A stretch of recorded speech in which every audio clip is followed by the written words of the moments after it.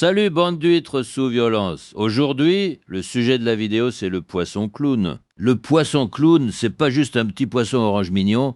Faut arrêter de regarder l'océan comme des débiles sous veilleuse. Ce petit bâtard rayé vit dans une anémone. Oui, une espèce de plante tentacule sous stupéfiant qui pique tout ce qui approche.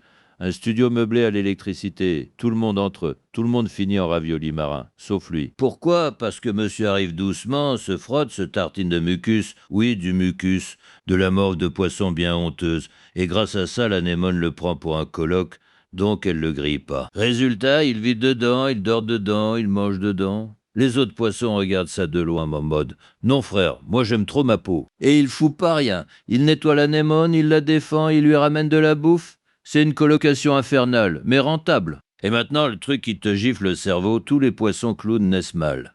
Tous. Et si la femelle meurt, le mâle dominant change de sexe et devient la nouvelle femelle. Oui.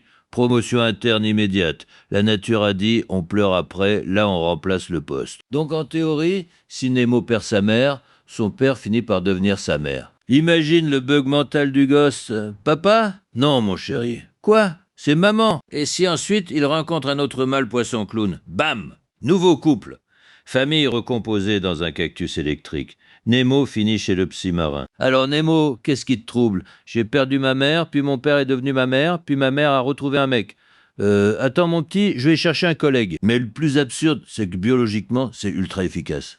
Pas de femelle? Le groupe s'adapte. Ça survit, ça continue. La mer, c'est pas un Disney, c'est un open space darwinien où ton poste change et ton corps suit sans faire de réunion. Donc, résumé, le poisson clown survit dans l'anémone grâce à son mucus, il échange protection contre service, et quand la femelle meurt, le mâle dominant prend la relève en changeant de sexe. Conclusion, le poisson clown, c'est pas un clown, c'est un survivant gluant, un locataire tactique et un drame familial avec nageoire.